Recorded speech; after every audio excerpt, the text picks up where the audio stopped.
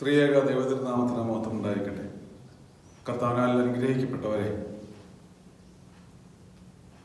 അനുഗ്രഹീതമായ നമ്മുടെ ജീവിതയാത്രയിൽ വീണ്ടും ആത്മീയമായ തീർത്ഥയാത്രയുടെ അനുഭവമായി പരിശുദ്ധ വലിയ നോമ്പിൻ്റെ അനുഭവത്തിലായിരിക്കുന്നുവല്ലോ.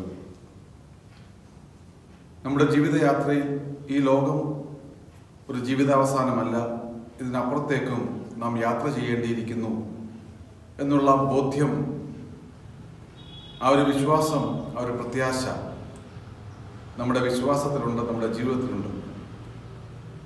അതിനെ ക്രമീകരിക്കുവാനായിട്ടാണ് പരിശുദ്ധ പിതാക്കന്മാർ ഈ വലിയ നോമ്പിൻ്റെ അനുഭവവും ഉപവാസവും പ്രാർത്ഥനയും ഒക്കെ ക്രമീകരിച്ചിരിക്കുന്നത്. ഇതിലൂടെ നമ്മുടെ ജീവിതത്തെ തന്നെ ക്രമീകരിക്കുവാൻ, ഈ ലോകത്തിനപ്പുറമായി മറ്റൊരു ലോകമുണ്ട് എന്നുള്ള ബോധ്യം നമ്മുടെ ഉള്ളിൽ ഭരിക്കുവാൻ തക്കവണ്ണം ഇടയാകും. അങ്ങനെ ഓർമ്മപ്പെടുത്തുന്ന ഒരു വേദഭാഗമാണ് ഇന്ന് ധ്യാന വിഷയമായി എനിക്ക് നൽകിയിരിക്കുന്നത്. വിശുദ്ധനായ ലൂക്കോസ് എഴുതിയ സുവിശേഷം 13-ാം അധ്യായം, അതിൻ്റെ 18 മുതൽ 30 വരെയുള്ള വാക്യങ്ങളാണ്. അതിൻ്റെ ആദ്യ ഭാഗങ്ങളിൽ 18 മുതൽ 21 വരെയുള്ള വാക്യങ്ങളിൽ ദൈവരാജ്യത്തെപ്പറ്റി കർത്താവ് പറയുന്നുണ്ട്. ദൈവരാജ്യം ഏതിനോട് സദൃശ്യം, അത് ഏതിനോട് ഉപമിക്കേണ്ടു എന്ന് ചോദിക്കുന്നുണ്ട്. എന്നിട്ട് കർത്താവ് തന്നെ പറയുകയാണ്, അതൊരു കടുമണിയോട് സദൃശ്യമാണ്. എൻ്റെയും നിങ്ങളുടെയും ജീവിതത്തിൽ ഒരു കടുമണി പോലുള്ള ഒരു വിശ്വാസം, അത് വളർന്ന് വലുതായി ദൈവത്തോടുള്ള അഭേദ്യമായ ബന്ധത്തിൽ ആയിത്തീരുവാനും, അങ്ങനെ നമ്മുടെ ജീവിതത്തിൻ്റെ എല്ലാ തലങ്ങളിലും ദൈവവുമായുള്ള ഒരു നല്ല ബന്ധം വളർന്ന് വലുതായി തീരുവാൻ തക്കവണ്ണം ഈ നോമ്പിൻ്റെ അനുഭവം നമുക്കിടയാകുന്നു. വീണ്ടും കർത്താവ് പറയുന്നു, അതേതിനോട് ഉപമിക്കേണ്ടു, ഏതിനോട് സദൃശ്യം, അത് ഒരു പുളിച്ച മാവിനോട് തുല്യമാണ്.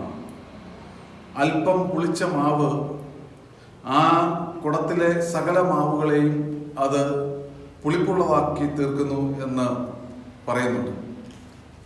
കർത്താവിൽ പ്രിയരെ, നമ്മുടെ ജീവിതത്തിൻ്റെ ഈ ചെറിയ ദൈവവുമായുള്ള ബന്ധം, നമ്മുടെ വിശ്വാസം, അത് എന്നിൽ ഒതുങ്ങിപ്പോകാതെ ഞാനായിരിക്കുന്ന ഇടങ്ങളിൽ, അത് കുടുംബത്തിലാണെങ്കിലും ഇടവകയിലാണെങ്കിലും സഭയിലാണെങ്കിലും സമൂഹത്തിലാണെങ്കിലും നാം ആയിരിക്കുന്ന എല്ലാ ഇടങ്ങളിലും നമ്മുടെ ഈ വിശ്വാസമാകുന്ന ഈ ചെറിയ പുളിച്ച മാവ് അത് വളർന്ന് വലുതായി മറ്റനേകരെ ദൈവത്തിങ്കിലേക്ക് ആകർഷിക്കുവാൻ തക്കവണ്ണം ഇടയാകണം.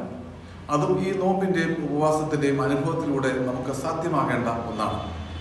ആയതുകൊണ്ട് ഈ നോമ്പിൻ്റെയും ഉപവാസത്തിൻ്റെയും അനുഭവത്തിൽ ഞാനും ദൈവവുമായുള്ള ചെറിയ കടുമണി പോലുള്ള വിശ്വാസം വേറൊന്ന് വലുതായി തീർന്ന് വലിയ വൃക്ഷമായി തീരുവാനും, അതോടൊപ്പം തന്നെ എൻ്റെ വിശ്വാസം ഞാനായിരിക്കുന്ന ഇടങ്ങളിൽ മറ്റുള്ളവരെയും ആ വിശ്വാസത്തിലേക്ക് ആകർഷിക്കുവാൻ തക്കവണ്ണം ഇടയാകുമ്പോൾ നമ്മുടെ നോമ്പും ഉപവാസവും ഒക്കെ അതിന് ധന്യമായി തീരുമെന്നുള്ള കാര്യത്തിൽ സംശയമൊന്നുമില്ല.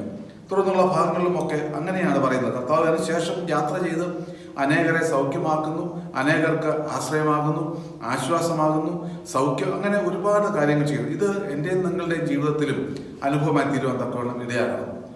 ഈ പരിശുദ്ധ വലിയ നോമ്പിലൂടെ യാത്ര ചെയ്യുമ്പോൾ എന്നെ കേൾക്കുന്ന എൻ്റെ പ്രിയ ദൈവജനമേ, നാം ദൈവവുമായുള്ള അഭേദ്യമായ ബന്ധം കാത്തു സൂക്ഷിച്ചുകൊണ്ട് ഈ നാം ആയിരിക്കുന്ന സമൂഹത്തിൽ മറ്റുള്ളവർക്ക് കൊള്ളാവുന്നതിനെ തീരുവാൻ തക്കവണ്ണം ഇടയാക്കട്ടെ എന്ന് ആത്മാർത്ഥമായി പ്രാർത്ഥിക്കുന്നു. മുൻപോട്ടുള്ള നമ്മുടെ ഈ നോമ്പിൻ്റെ ദിനങ്ങൾ അതിന് സഹായമായി തീരട്ടെ എന്ന് പ്രാർത്ഥിക്കുകയും ആശംസിക്കുകയും ചെയ്തുകൊണ്ട് ഇത് വാക്കുകൾ നിർത്തുന്നു. ദൈവം നമ്മെ